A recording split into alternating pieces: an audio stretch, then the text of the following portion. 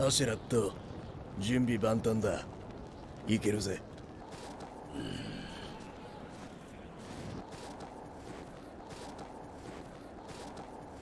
アシュラット、月の落ちとるときは何をやっても裏目に出るぞ。ラグナルだ。何をそんなにためらわれるのです。孫友の襲撃、略奪は我らノルド人の伝統でしょう。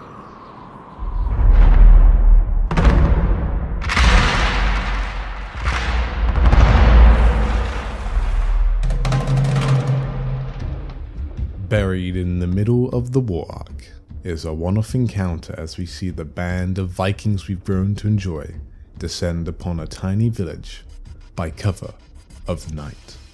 A short tale that could have been told from our band's perspective, but instead chooses to show it through the eyes of a child.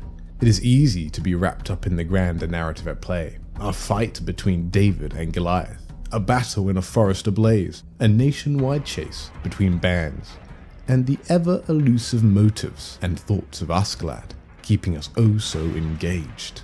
But looking at a view so large can leave us without empathy for the small lies in the balance. This chapter is not only one that brings us back down to the realities of war, but also sets up for major thematic strings, shows characters taking actions that will ripple throughout the rest of the arc, and further expands upon the religious undertones that have been elusive for so long in the narrative. All the while telling a soul-wrenching story of an unfortunate young girl and her quaint, snowy village.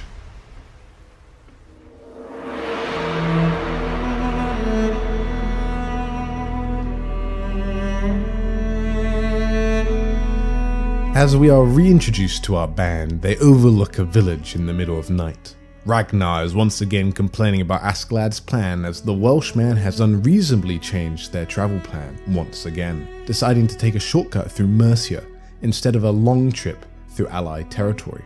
Why Askeladd is willing to take such a risk is hard to tell. Thorkel, after all, has given up following him at this point. Perhaps the shortcut would allow for his band to avoid the worst winter weather of the north. Or perhaps, as some have suggested, it's something more sinister. A petty attempt at retributive justice. Maybe the reason Askeladd gets so frustrated by Ragnar's obsession with mercy is because it reflects his contemptible moral character back at him, one which he oh so despises, as he once again partakes in this honoured tradition of the Nordic people. This shortcut is Askeladd's fundamental mistake, the one that causes him to lose his band, best friend, and way of life, all to act out his fantasies of being a great Welsh hero by slaughtering innocent people. You can see it in his reframing of the village people's judgment.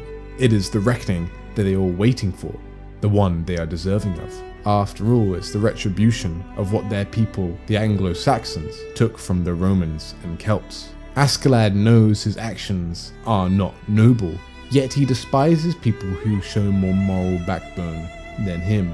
He hates that they adhere to their principles and dreams. Askeladd is no noble Welshman. Here, his blood is only that of the Danes. No wonder why he was denied by Artorius when he stared him in the face. Clearly, his stench was too pungent. This is not to only demonize Askeladd. The rest of his band are also at fault. They all carry out the orders like it's no big deal. Even Ragnar, despite his protests, went along with it, valuing the life of Prince Canute above all else. These characters we've come to like and understand as comrades, brothers, and friends are shown again to be ruthless, violent, and merciless. Like in chapter 17, we are shown that the slaughter of war is not reserved for those who choose to fight in it, but also those who wish to avoid it entirely.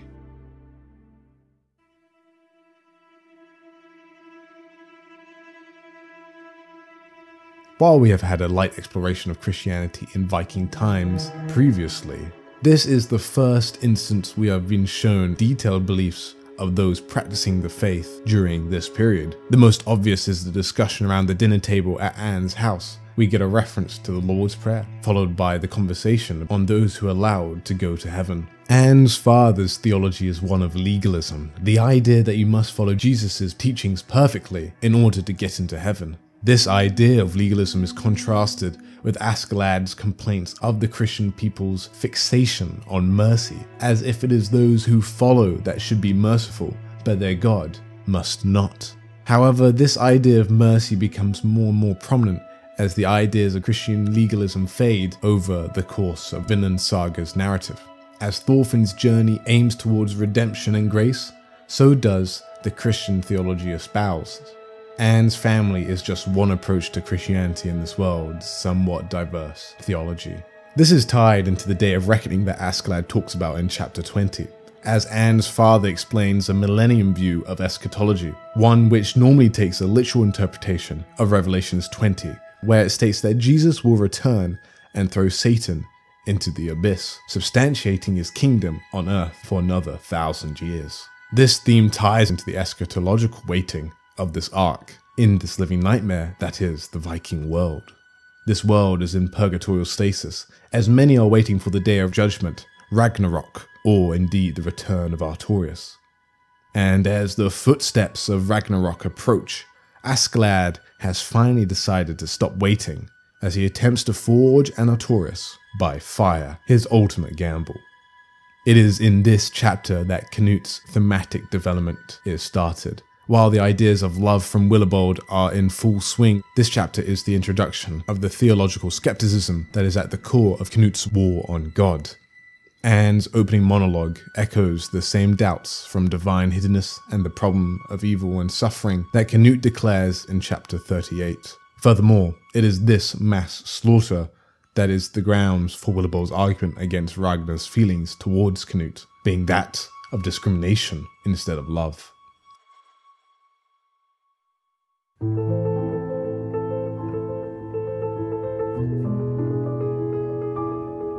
While it is tempting to focus on just this chapter's additions to the overall narrative, its core strength is in its telling of a small story, as this chapter focuses on one young girl to be its protagonist. Anne's character is one of a sweet girl that has a heavy heart due to the past sins she has committed. She has an inner conflict over her fascination with the ring and the fear of God's judgment. While she is shown to be a questioning person when it comes to her faith, she is unable to bring herself to confront God with her questions. This all leads up to the climax of the chapter, as Askeladd calls the order to execute all men, women, and children. Anne witnesses all of this as she is left to wander the snowy night, now alone and truly abandoned. Perhaps the Christian God does not exist after all, and it is truly a world of might makes right, which means in this incident, Anne coincidentally survives. Perhaps, as Anne believes, she has been judged and her mother's worst wishes have come true, as their family is split on Judgment Day, making the Danes the source of God's judgment instead of the recipients of it. Perhaps God left Anne as a sign of his grace, giving her a chance to repent and pay for her debt. Ironically, it is the ring that saves her, twice. First, it is the infatuation that leads her to be outside her home during the raid. And secondly, those who find her unconscious in the snow assume she is of noble birth because of said ring, and they decide to save her. Her sin was, in the end, her salvation. Or perhaps this was God's way of inflicting some karmic justice to Askeladd's band, as it is Anne's information that Thorkel needs to carry on his pursuit of the prince, and leads to the destruction of the band permanently.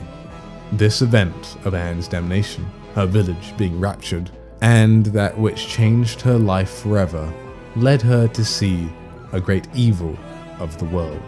But this bold defiance of God and his holy order only leaves her with one feeling, the feeling of her heart racing, the same one she felt when she stole that ring. Now imagine what a child of God, one bold enough to stand against their father's law, could do in the face of such trial. This is why chapter 28 is one of Vinland's finest.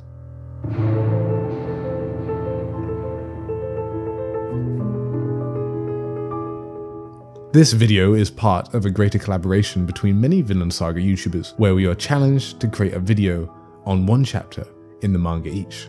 There's a playlist in the description that you can use to watch the rest of them. Thank you for joining me on this collaboration. It's been a really fun time. I hope you guys enjoyed the Vinland Saga content. See you around.